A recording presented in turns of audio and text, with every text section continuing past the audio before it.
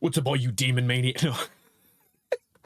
Hey, you. Yes, you. Do you know what time it is? It's time for Riff of the Week.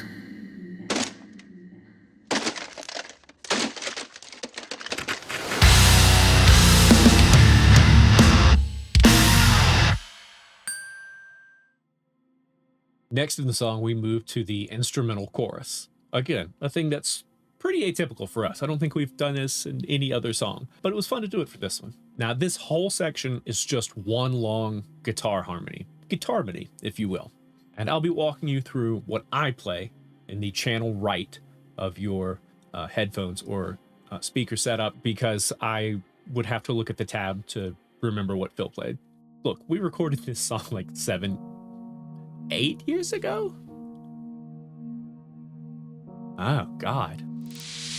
Anyway, the instrumental chorus begins with a pretty simple descending series of notes. The first few notes will just be on the high 3 strings. 8, 6, 5, 6 on your high 3. Grab the 5th fret on your G string, bend it up, release it.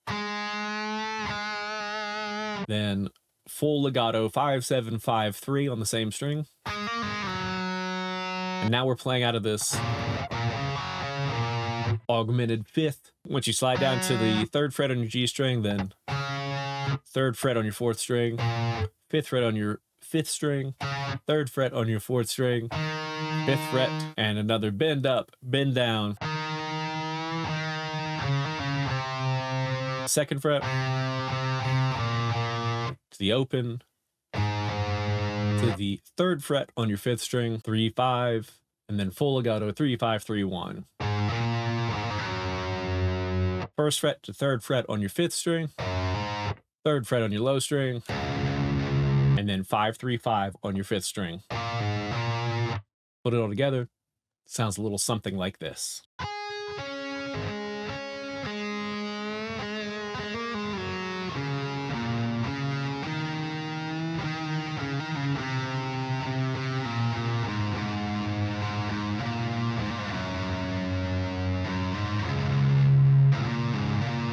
Second half of the chorus starts off with the same series of notes on your high 3 strings. But now instead of going back down for that bend, you're going to stay on your 2nd string, go to the 8th fret, bend it up a whole step, back down, shake it. And then 8, 10, 8, 6, that same kind of legato pattern. And then 5th fret on your 3rd string, 7th fret on your 4th string, 5th fret on your 3rd string, and then 7th fret on your 3rd string, bend it up.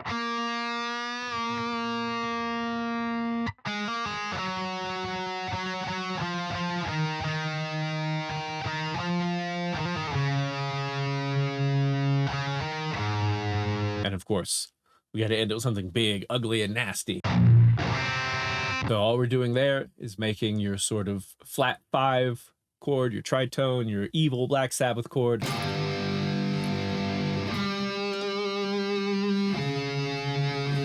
On the 5th, 4th, and 3rd strings.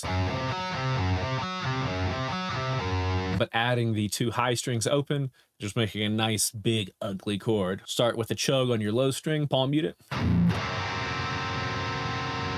Second half of the riff goes like this.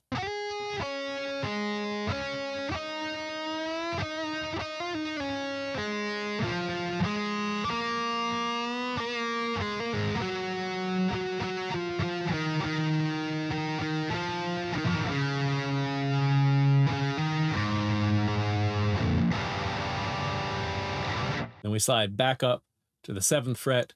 We play the same riff from the intro, but I take a quick little solo over it. After the solo, we cycle back through the verse and chorus again. However, at the end of the chorus, rather than ending on the big, gnarly, diminished chord, it just ends with, and that's when things kick up a notch. Now the rhythm guitars move to a series of very simple power chords played on the low 3 strings, while a version of the chorus melody in a different key, now we think of this as being a sort of modulated chorus, come in with a sort of very classic higher register Khemmis harmony. So the rhythm guitars, rather than handling the harmonized section as they had previously, now just go.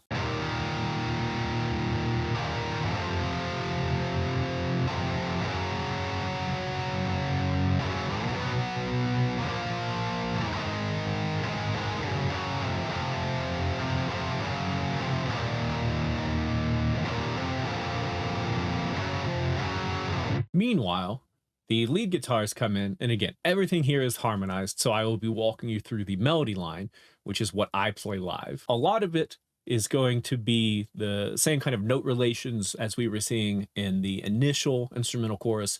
Again, everything has just been modulated. For the most part, the harmony line is playing everything a third lower. Again, it's a diatonic harmony, so it's playing in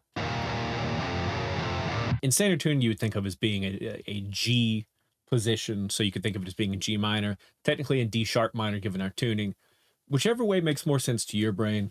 Unfortunately, as far as I know, there's not like a standard rule here.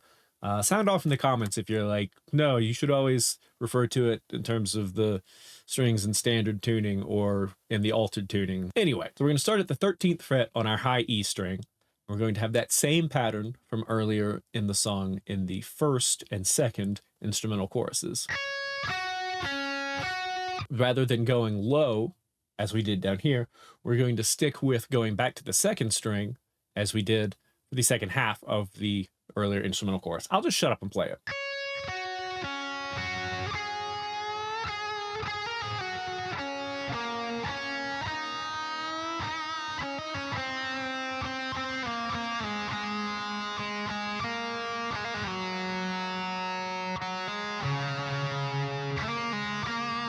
We're going to start with the 13, 11, 10, 11.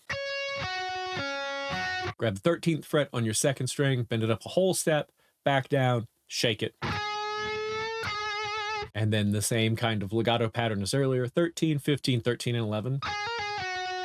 10th fret on your third string, 12th on your fourth string, back to the 10th fret. And we're going to grab the 12th fret on our third string, bend it all the way up a whole step, back down, shake it. And then we descend through the minor scale like so.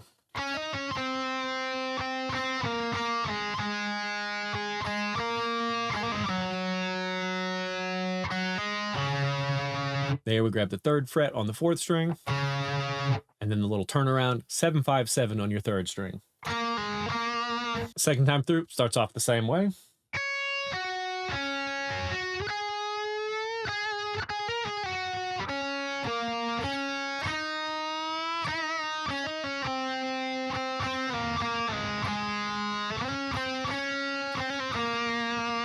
Instead of continuing to descend, however, we slide back up to the 10th fret on the 3rd string. 7 to 9.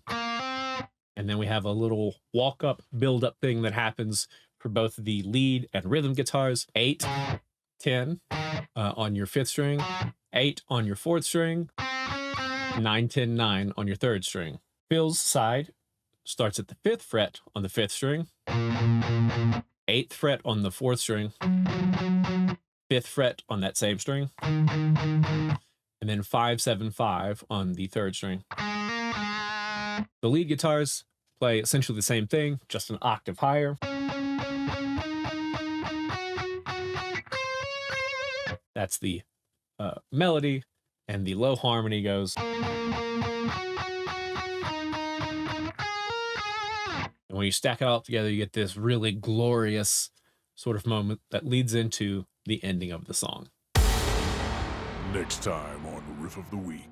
Root, 3rd, 5th. Nope, that doesn't make any sense, because that's just not how it went.